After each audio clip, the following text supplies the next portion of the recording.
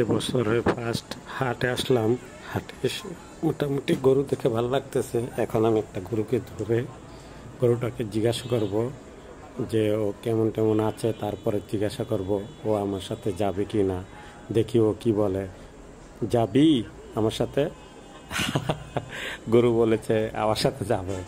তার মানে ওকে যদি আমি কিনতে পারতাম তাহলে ও আমার সাথে যেত, আর ও যাবে না।